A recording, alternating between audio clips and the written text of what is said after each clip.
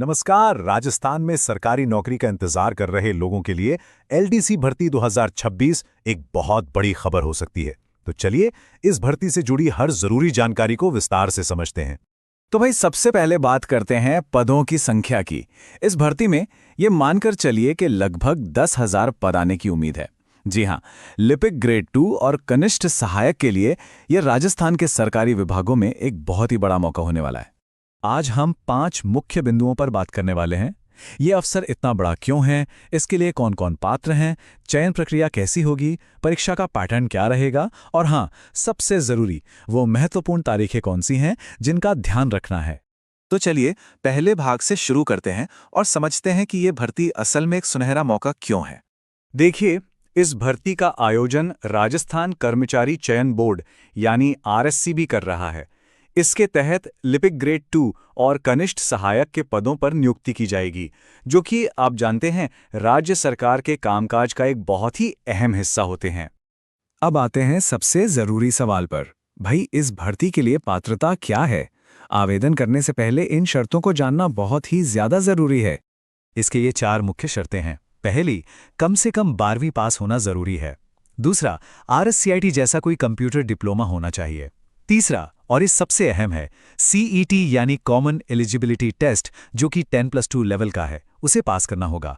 और चौथा, उम्र 18 से 40 साल के बीच होनी चाहिए, जिसमें नियमों के हिसाब से छूट भी मिलेगी। अच्छा, अगर पात्रता की शर्तें पूरी होती हैं तो अगला सवाल है, चयन होगा कैसे? ये एक 2 चरणों की प्रक्रिया है, जिसमें हर चरण बहुत महत्वपूर्ण है। तो देखिए, चयन प्रक्रिया के 2 मुख्य चरण हैं। पहले एक लिखित परीक्षा देनी होगी। जो लोग इसमें सफल होंगे, सिर्फ उन्हें ही दूसरे चरण यानी टाइपिंग और एफिशिएंसी टेस्ट के लिए बुलाया जाएगा। तो चलिए अब पहले और सबसे महत्वपूर्ण चरण यानी लिखित परीक्षा के पैटर्न को थोड़ा गहराई से समझते हैं, क्योंकि ज्यादातर सफलता इसी पर निर्भर करेगी। लिखित परीक्षा में 2 पेपर होंगे। पहला पेपर जो है वो सामान्य ज्ञान, दैनिक विज्ञान और गणित पर आधारित होगा, जबकि दूसरा पेपर पूरी तरह से भाषा के ज्ञान मतलब सामान्य हिंदी और अंग्रेजी पर केंद्रित होगा। अब जरा परीक्षा की बनावट को देखें। दोनों पेपर 100-100 अंकों के होंगे और हर पेपर के लिए 3 घंटे का समय मिलेगा। दोनों ही पेपर में 150 सवाल होंगे, जिसमें दूसरे पेपर में 75 सवाल हिंदी के और 75 अंग्रेजी के होंगे।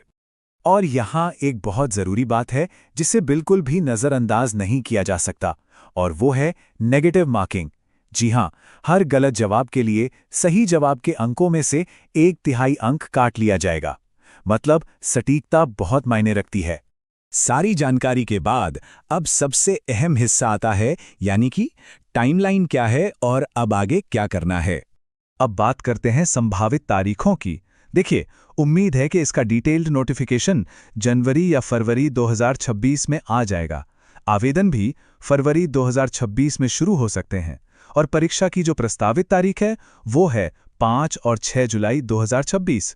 तो अब जब सारी जानकारी सामने है तो सोचने वाली बात यह है कि तैयारी की रणनीति क्या होनी चाहिए, क्योंकि सही रणनीति ही इस बड़े अवसर को सफलता में